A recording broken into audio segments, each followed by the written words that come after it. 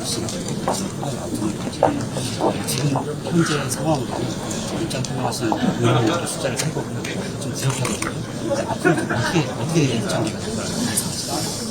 속마음으로서도 표현하지 못하시는 분들도 계시다고 생각하고요. 결국에는 자유롭게 투표에 참여할 것인가 아니면 집단으로 또 참여해서 결정을 내릴 것인가, 그래서 첫 번째 관건이 될 것이라고 생각하고, 거기에 영향을 미치는 것이 내일 원내대표 선출 문제라고 생각하고 있습니다. 그래서 저희 당 입장에서는 원내대표를 잘 선출해서 새 지도부를 잘 꾸리는 것이 정말 중요한 문제가 될 것 같고, 거기에 따라서 탄핵 찬성표, 숨겨져 있는 탄핵 찬성표가 드러날 수 있는지 없는지가 많이 영향을 받을 것 같습니다. 탄핵이 가결될지 부결될지 이런 예상이 좀 굉장히 좀 힘들거든요. 어떻게 예상하시나요? 일단 뭐 변수는 많습니다. 말씀드렸던 것처럼 원내대표가 누가 되는지, 집행부가 어떻게 되는지, 또 그 집행부가 탄핵 표결에 집단으로 부참한 표결에 자유 참여를 하는 것을 당원으로 정할지에 따라서 영향이 있기 때문에 단언적으로 말씀드릴 수는 없지만은 숨겨져 있는 탄핵 찬성에 대한 의원님들 의견까지 합친다면 탄핵 찬성은 탄핵 표결 통과는 가능하리라고 생각하고 있습니다. 상황을 좀 굉장히 좀 불안시하는 그런 시선들이 있는데 어떤 방식으로 탄핵프라든지 탄핵전이라든지 어떤 방식으로 수습해 나가실지 원칙에 따라서 수습을 해야 한다고 생각합니다. 헌정질서를 깨트린 행위이기 때문에 역사 이런 일이 두 번 다시는 반복되어서는 안 됩니다. 그렇기 때문에 엄단 조치를 해야 할 것이고요. 우리 사실 이번 사태의 가장 큰 책임, 저도 역시 주인이라고 생각하고 있습니다.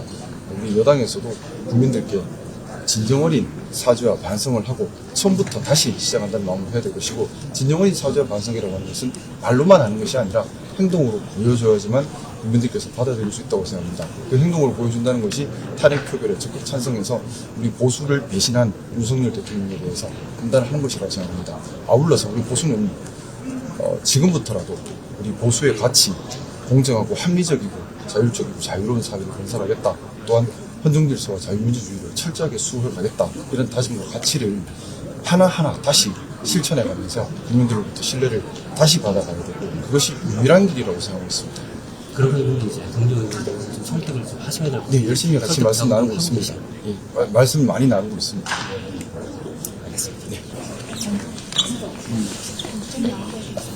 뭐 입장이 진짜인지 아닌지는 알 수 없겠지만은, 진짜인지 아닌지 알 수 없겠지만은, 저는 대통령실에서 탄핵 결정을 받겠다라고 선택을 했다면, 저는 잘한 결정이라고 생각합니다. 당연히 탄핵 결정을 받고 심판을 받아야 됩니다. 저는 반대합니다. 저는 2, 3월 퇴진론 아니면 조기 하야, 즉시 하야는 찬성하지만 조기 하야는 기한도 불확정적이고 또 대한민국이 계속해서 불안정한 상황이 있게 되기 때문에 기본적으로 반대하는 입장입니다. 지금 한 대표님께서 그런 입장인 걸로 알고 있어요. 대표님과 제가 생각이 같지 않을 수도 있죠. 혹시 한 대표님도 하고 싶은 말씀 있으세요? 대표님께서 좀 더 강단 있게 윤석열 대통령의 잘못을 정확하게 적시하면서 보수의 가치를 지켜주시고 보수의 가치를 방향타로 해서 당을 이끌어 주시기를 부탁드리고 싶습니다. 내일 원내대표 선거에 따라 그런 다르죠. 네네, 그럴 것 같습니다. 뒤에 좀 저는 기본적으로 생각이 그렇습니다. 원내대표, 당, 원내 지도부는 이번 비상계엄 사태는 분명히 반헌법적이고 반민주적입니다. 대통령이 그 일을 했습니다. 그러면 이번 이런 비상계엄에 직간접 영향력이 있었거나 또는 대통령과 지나치게 가까웠던 분들은 국민들께서 집행부를 원내 집행부가 되는 것을 허용할 수 없는 일이라고 생각하고, 또 그것이 사례도 맞지 않다고 생각합니다. 그렇기 때문에 기본적으로 새로 구성되는 집행부는 이번 이런 탄핵 참사와 계엄 참사와 직간접적인 영향이 없고, 또한 대통령과 지나치게 가깝지 않았던 사람들 모두가 책임을 져야 됩니다. 모두가 죄인이긴 하지만 상대적으로 그 죄가 좀 덜한 사람 위주로 집행부가 구성돼야지만 이 혼란을 수습할 수 있고 또 국민들께서도 뜻을 모아줄 수 있다. 저는 그렇게 생각하고 있습니다. 의원님 혹시 친윤석열계 원내 제보가 들어서면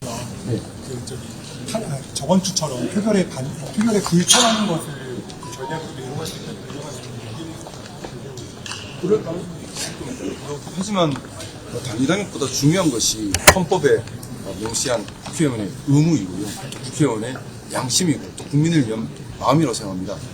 만약에 혹여라도 그런 일이 벌어진다면 우리 여당 의원님들께 당론을 떠나서 국회의원의 양심으로 표결에 참여해 줄 것을 계속해서 독려할 생각입니다.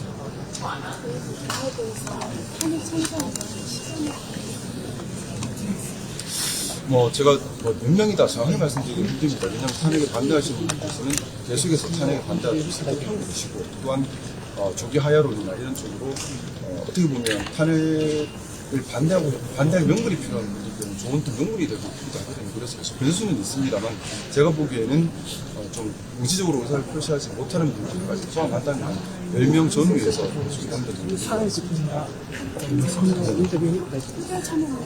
표결 참여는 좀 그렇지 않습니다.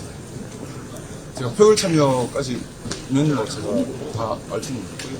탄핵에 찬성하는 의원님들 수가 10명 전후에서 왔다 갔다 하는데, 시간이 갈수록 저는 늘어날 거라 생각합니다. 왜냐하면 우리 여당은 이번 사태에 가장 큰 책임이 있는 정당입니다. 그렇기 때문에 국민들께 진정어린 사죄를 드리고 용서를 받을 수 있는 유일한 길이 탄핵에 적극 찬성해서 우리 보수의 가치에 정면으로 반했던 윤석열 대통령의 잘못됨을 판단하는 거, 흡조하는 것을 저는